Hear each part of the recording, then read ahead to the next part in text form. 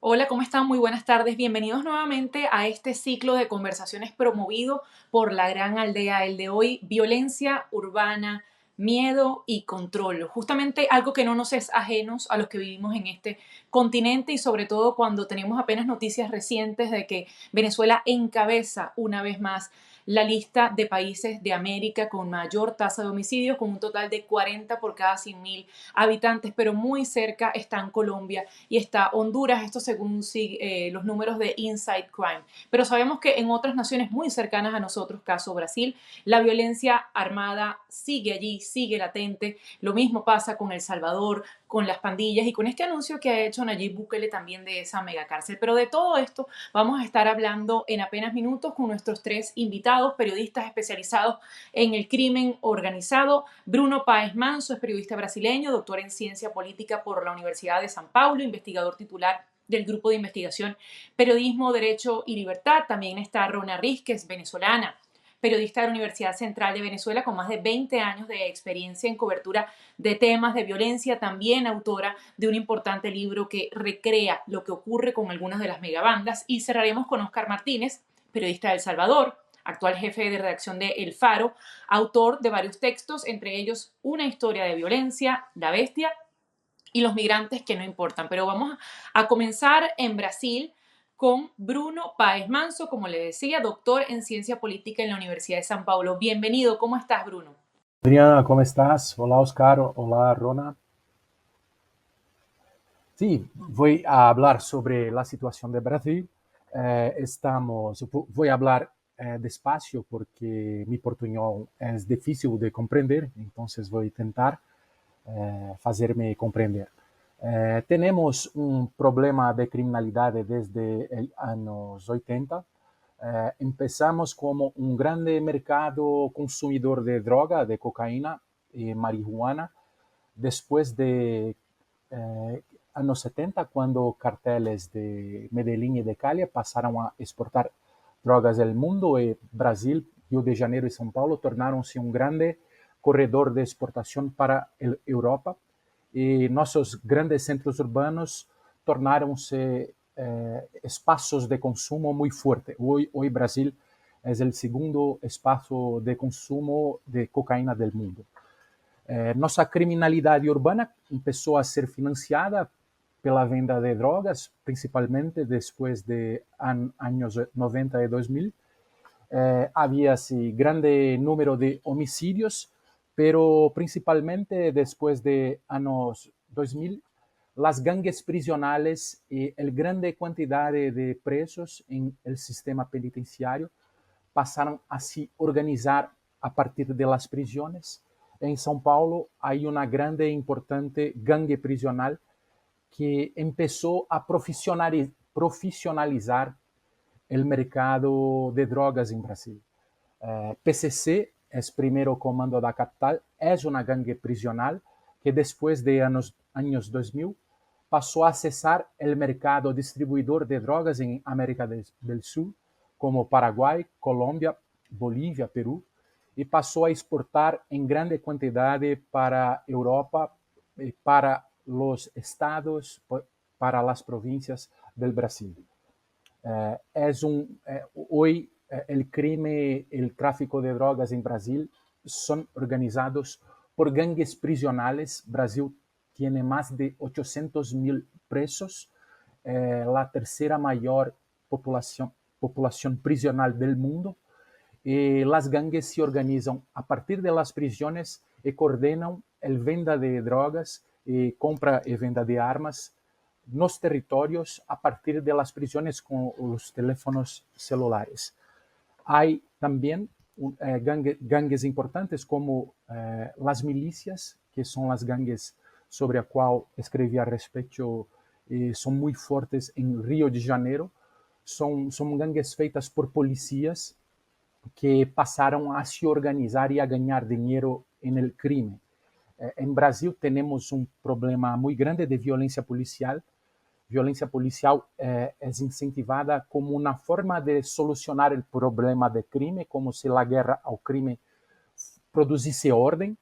E assim as polícias passaram a ganhar peso e usar esta capacidad, esta carta branca para matar como una forma de ganar dinero el crimen. Entonces, las milicias y las policías hoy son una realidad y participan de la actividad criminal. Rio de Janeiro hoy es una ciudad con un problema muy serio de crimen, porque el modelo de negocio de sus gangues son feitas a partir de controle armado dos territorios.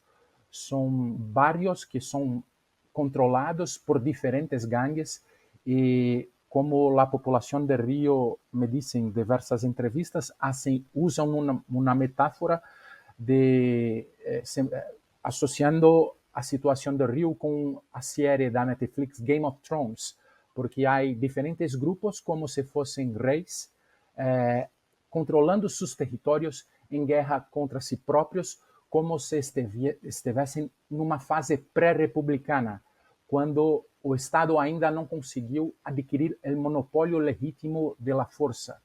E diferentes grupos estão em guerra entre si. Eu trouxe um mapa, se pode mostrar os territórios de Rio de Janeiro. Conseguimos fazer um mapeamento que mostra o controle de las gangues. Se pode colocar o mapa, é uma imagem apenas, que temos esta configuração. Em azul são as milícias, controlam estes territórios. Em rojo es el control de Comando Vermelho, Comando Rojo, una gangue de tráfico de drogas. Las milicias son gangues de policías. En verde es un grupo que se llama Tercero Comando Puro. En amarelo es una gangue que se llama Amigos de los Amigos. Hoy más de 70% del territorio de Rio de Janeiro son controlados por estas gangues criminales. Es una situación muito difícil. A economia do crime hoje é muito importante na cidade. É um panorama geral, depois podemos conversar mais detalhadamente. Perdão por mi portuñol.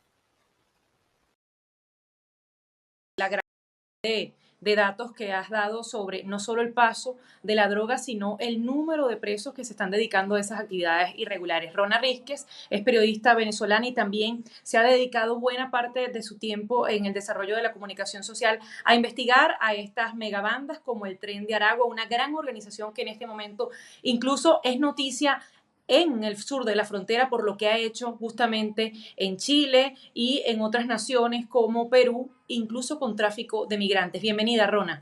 Gracias, Adriana, gracias. Bueno, voy a comenzar. En el caso de Venezuela, bueno, como voy a hacer una radiografía similar a lo que hizo Bruno.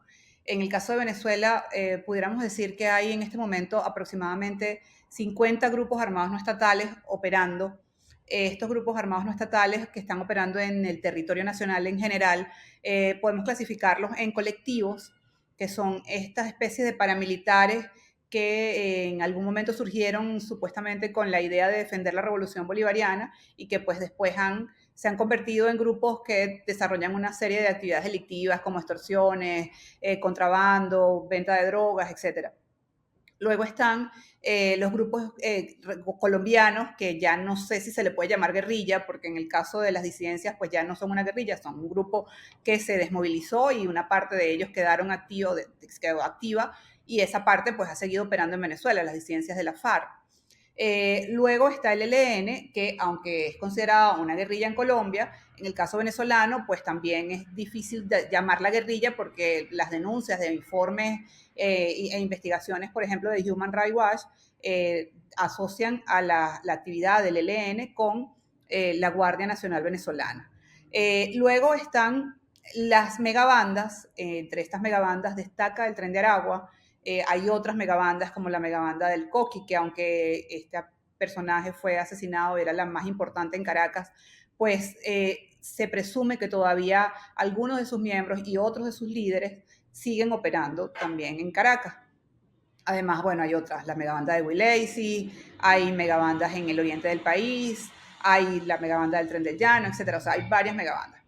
Luego está otra categoría que es, en el caso del Tren de Aragua, entra en las dos categorías, que son los pranes. Los pranes son estructuras que funcionan desde las prisiones, donde el pran o principal es un líder, que es un preso que está en una prisión, que controla la prisión, que controla el delito en la prisión, pero que además también controla el delito fuera de la prisión y ahora no solo el delito, sino también otro tipo de negocios que le generan rentas. Entonces, estas estructuras del PRAN son unas bandas también.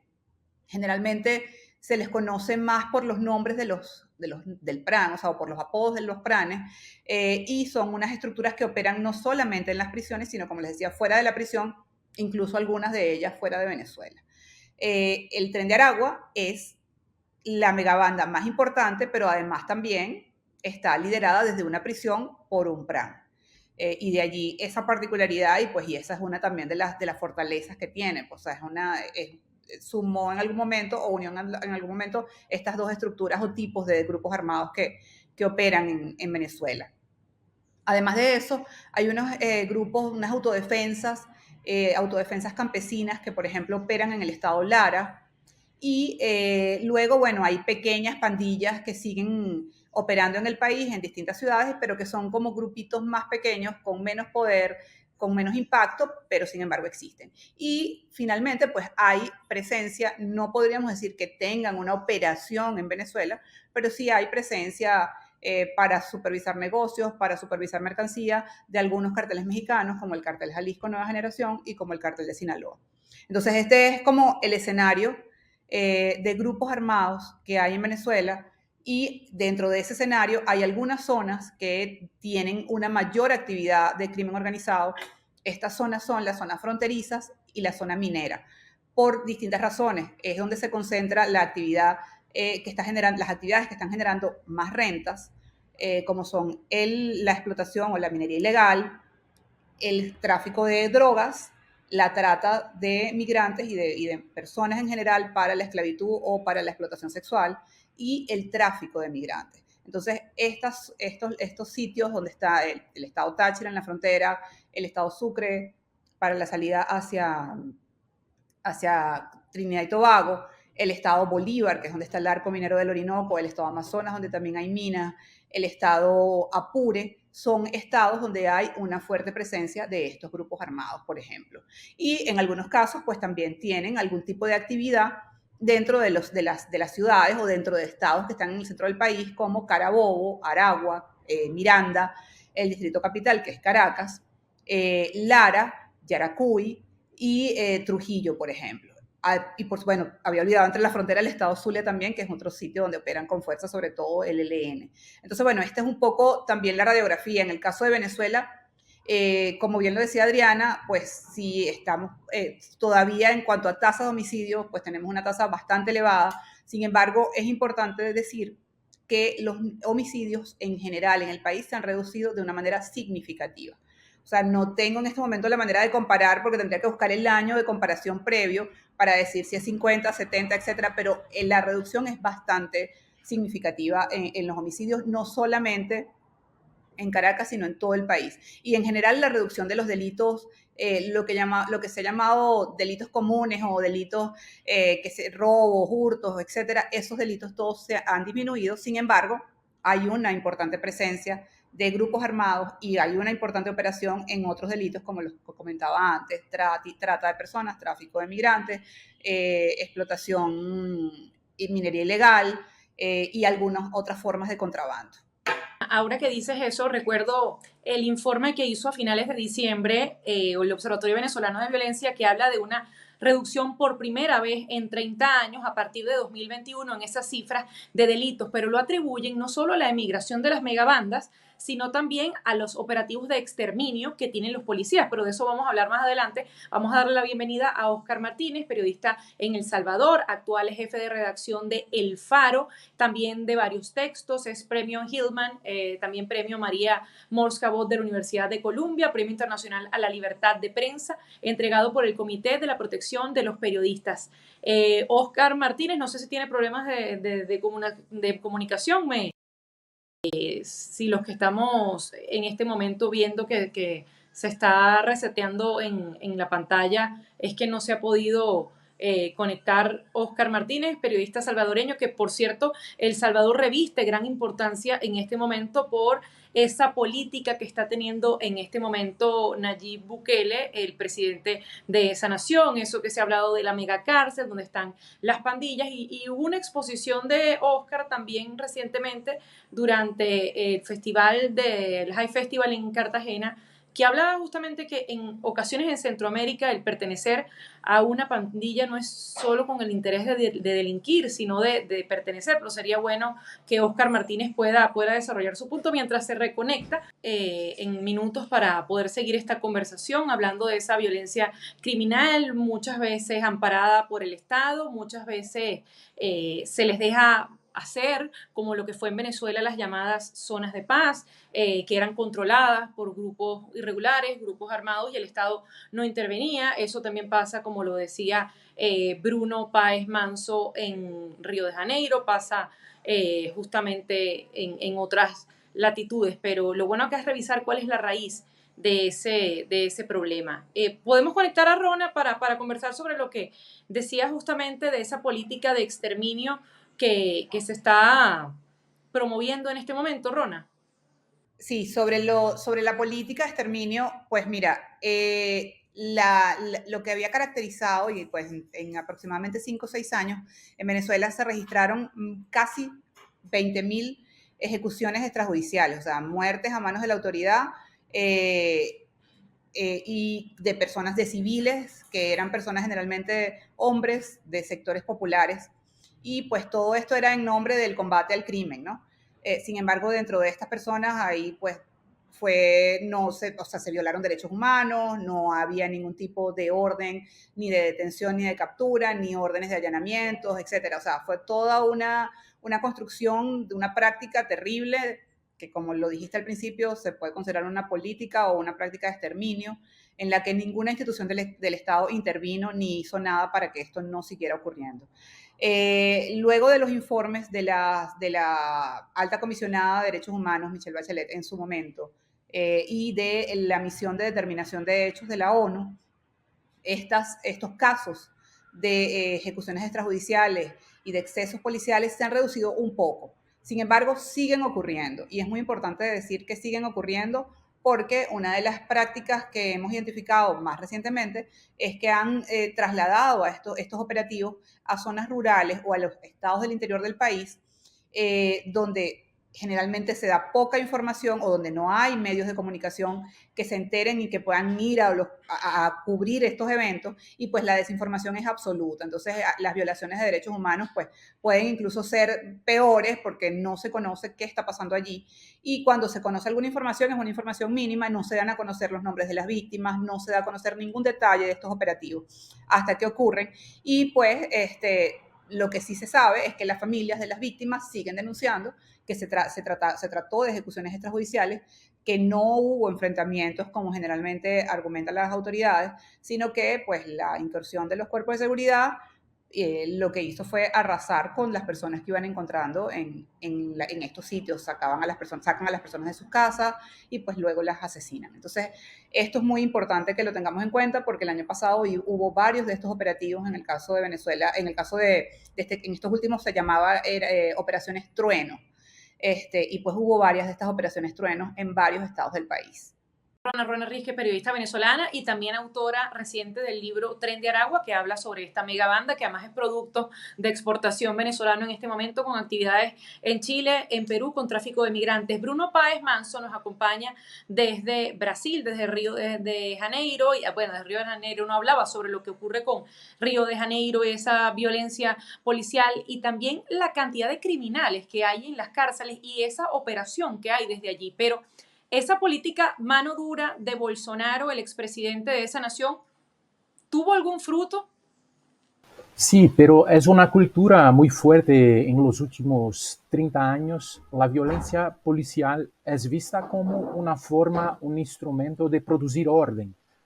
Esto comienza en los años 80 y 90, como si lo homicidio cometido por la policía pudiese producir obediencia, pudiese producir orden, fosse algo positivo y no não um crime a se combater. Então, há esta cultura de 30, 20 anos e Bolsonaro é um resultado, é uma causa desta cultura que acredita que violência tem um aspecto positivo de produção de ordem. Bolsonaro, sim, foi eleito com um discurso de la guerra ao crime e, además, ampliou o acesso da população a armas. Então, em los últimos 4 anos, há como 1 milhão a mais de armas em las calles na mão da população. Apesar disto, como ocorreu em Venezuela em los últimos 4 anos, o homicídio em Brasil ha tido uma redução importante. Em 2017, tínhamos como 65 mil homicídios. Em 2022, temos 44 mil homicídios. Isto, apesar da violência em las calles e da grande quantidade de armas em circulação. O que ocorreu foi que as gangues estão cada vez mais profissionalizadas, têm uma mentalidade empresarial e ganham mais platas, mais dinheiro e conseguem organizar sua gestão de los negócios criminais e por isso têm menos custos com os homicídios entre si próprios. Então, há ao mesmo tempo um discurso de guerra, pero há uma maior organização do crime que está se tornando uma máfia com mais capacidade de influenciar o Estado, as políticas públicas, a economia e a economia formal, inclusive porque há a barragem de dinheiro. Então, é uma situação mais complexa. Em las regiões turísticas, em Rio, por exemplo, há como 2% da cidade, que é a principal região turística, há uma sensação de seguridade, pero não muito, porque é diferente se compararmos com cidades pequenas, como estávamos agora em Cartagena, podemos andar em las calles sem preocupação. Em Rio há muitas pessoas caminhando e a sensação de inseguridade é maior, pero não há riscos muito grandes porque é a parte da cidade que é mais policiada. Há mais polícias e há mais segurança. E tampouco não é algo que se sente inseguro em cotidiano da cidade, pero há operações policiais, há tiroteios, às vezes tragédias acontecem. A população se sente muito vulnerável. Penso que talvez como Caracas, em el cotidiano vivemos, trabalhamos, conseguimos superar e suportar a violência da cidade. Pero as tragédias são cotidianas e temos que lidar com o medo. Sí, o medo é sempre muito explorado por los políticos e são populistas e por isso são eleitos com o discurso de la guerra. Gracias, Bruno. Bruno Páez Manso, que nos acompaña hablando justamente de lo que ocurre en Brasil. Ya tenemos conexión con Oscar Martínez, periodista en El Salvador, actual jefe de redacción de El Faro, con múltiples reconocimientos a su carrera, como el Premio Hillman 2018, el María Morsabot de la Universidad de Columbia y el Premio Internacional a la Libre Prensa. Bienvenido, Oscar.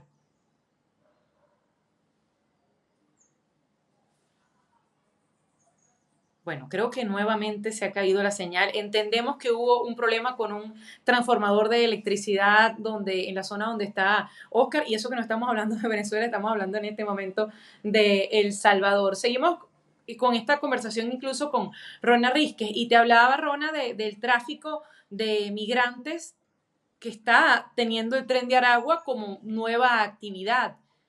¿Qué están haciendo esos estados donde el Tren de Aragua tiene sus tentáculos para intentar controlar? ¿Tienen comunicación con el gobierno de Venezuela, por ejemplo? No sé si el Tren de Aragua tiene comunicación con el gobierno. Sé que ellos están operando en el tráfico de migrantes en algunos estados como Táchira, como Sucre, y también que tienen presencia en las fronteras de países entre, por ejemplo, Venezuela y Colombia, obviamente, entre Colombia y Perú, entre Colombia y Ecuador, entre Colombia y Ecuador, entre Perú y Chile, entre Bolivia y Chile, y pues en todos esos puntos ellos tienen células que se encargan de controlar el paso de los migrantes y las formas de hacer ese tráfico son diferentes. Es decir, en algunos casos operan como coyotes, en otros casos tienen, dentro de esta misma estructura de coyotes, operan con unas agencias de viaje, y también en otros casos no es que necesariamente ellos pasan al migrante de un lado a otro, de una frontera a otra, sino que tienen como unas alcabalas en esas fronteras, y los migrantes deben pagarles para poder pasar al otro país o al país a donde desean ir. Entonces, bueno, usan como esas distintas fórmulas para beneficiarse. En el caso de las agencias estas que están, algunas de las que están operando para llevarlos de un sitio a otro, pues los costos son bien significativos. O sea, algunas de estas agencias cobran hasta $4.500 cuando era más sencillo pasar hacia Estados Unidos por el Darién, o sea, entrar a Estados Unidos y pasar por el Darién. Pues el año pasado esta fue una de las formas más usadas. O sea, se pagaban 4.000, o las personas tenían que pagar $4.500 en ocasiones a agencias que pertenecían al Tren de Aragua para poder llegar supuestamente hasta Estados Unidos. Mientras tanto, vamos a volver a Brasil con Bruno Paes Manso, periodista, doctor en ciencia política por la Universidad de Sao Paulo, investigador titular en el grupo de investigación Periodismo, Derecho y Libertad. Bruno, hablabas también de esa violencia que se administra desde las cárceles. En Venezuela tenemos el antecedente de incluso una discoteca en un centro de reclusión. ¿Cómo es el caso de Brasil? Hay en Brasil un grande crecimiento del cárcere.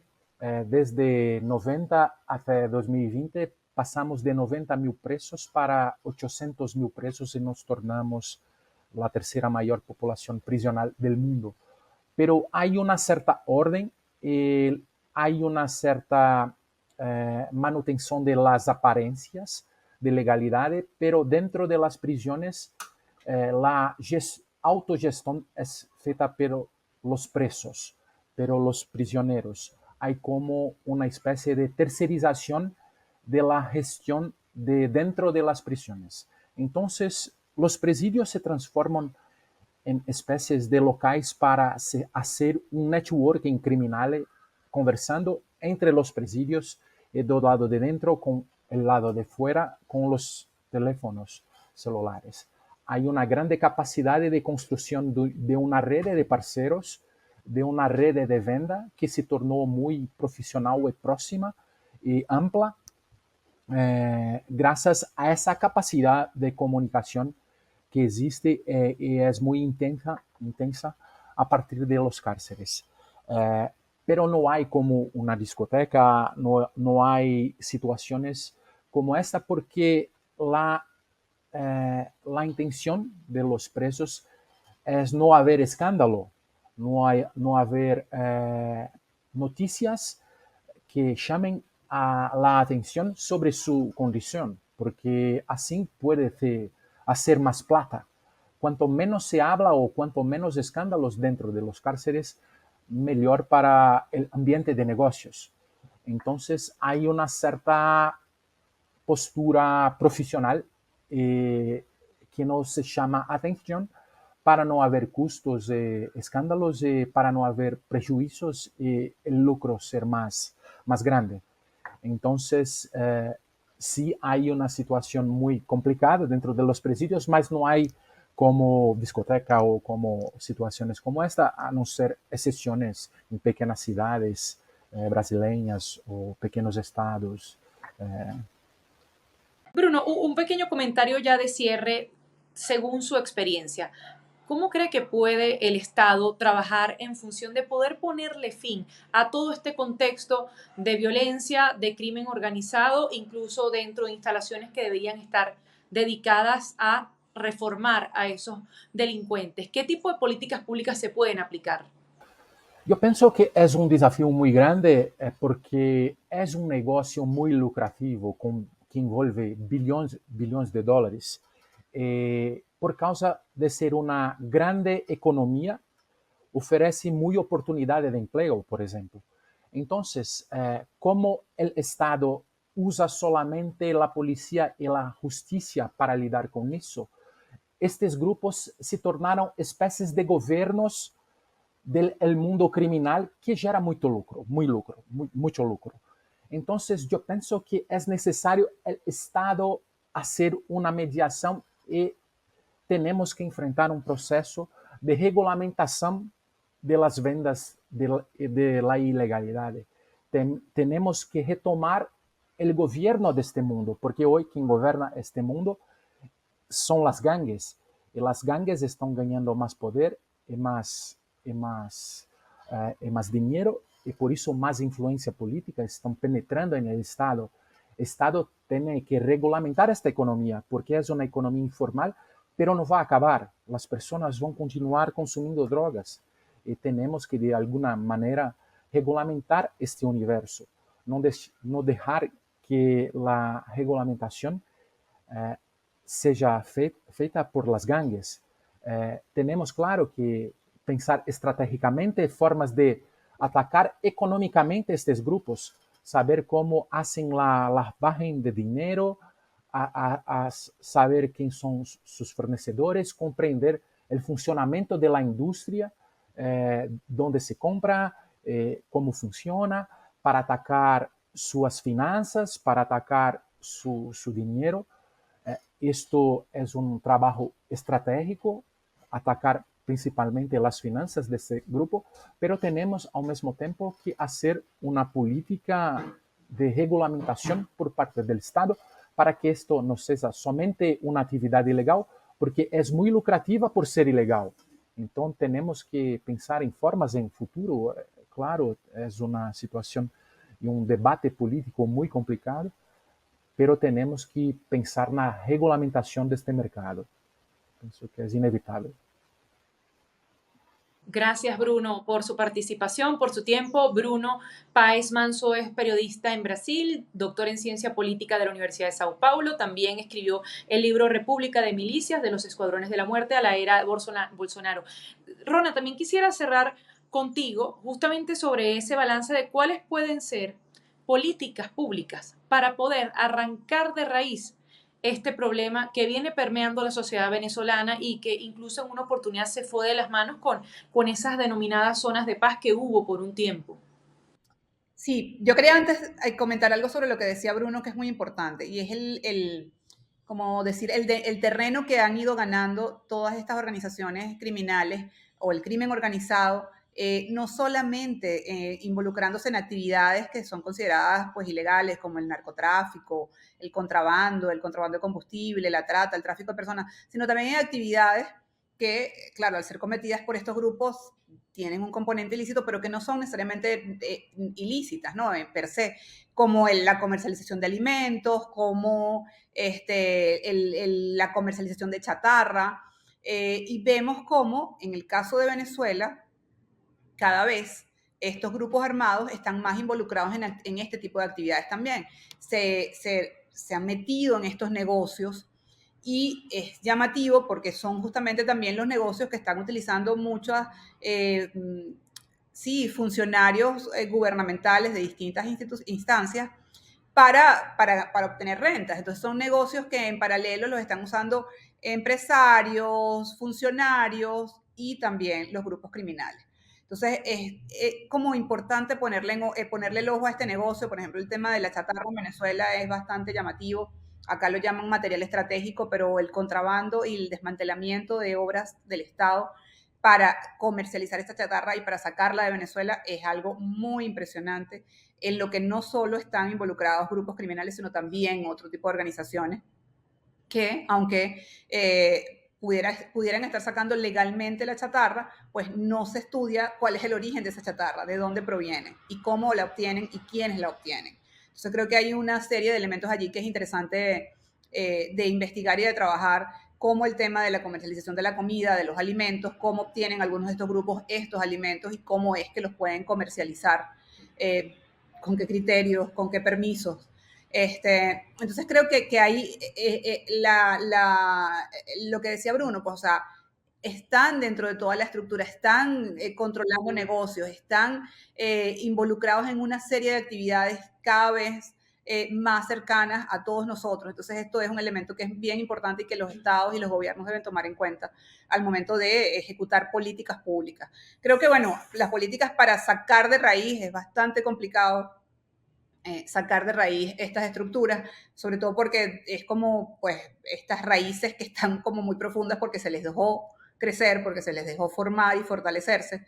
Pero sí creo que hay cosas que parecieran sencillas, obvias y repetitivas, pero que son necesarias y que hay que mirar.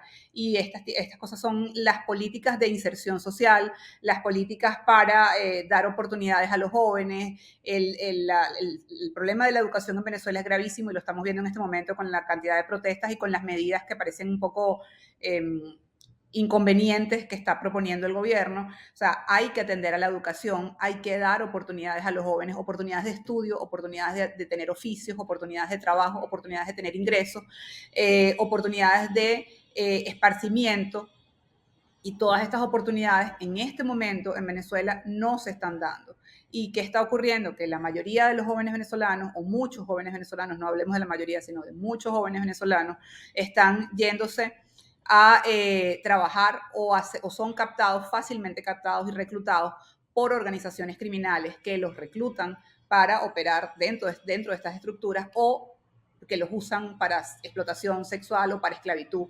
Y luego también hay algunos casos donde estos jóvenes son reclutados por organizaciones internacionales, como en el caso de las más comunes o cercanas, el ELN y las disidencias de la FARC, pero también cada vez vamos a ver más presencia de venezolanos en otras organizaciones internacionales de crimen porque pues el tema de las oportunidades, el tema de la situación, de la emergencia humanitaria compleja que sigue viviendo Venezuela, pues en realidad no da opciones. O sea, o da muy pocas opciones para las personas. Y no estoy justificando, simplemente estoy hablando de lo que es la realidad, de lo que vemos cuando vamos a los sectores populares y hablamos con la gente. Y no solo a los sectores populares, en general, en el país. O sea, sí, Venezuela está un poco mejor de lo que estaba hace un par de años, pero eso no significa que la situación haya cambiado. Y sí, o sea, sigue habiendo exclusión, sigue habiendo falta de oportunidades y sigue eso siendo una posibilidad o un campo en el que los grupos armados y los grupos criminales pueden captar con facilidad a estos jóvenes.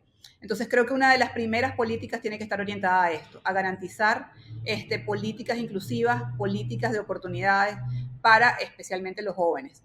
Y luego, pues tiene que también haber algún tipo de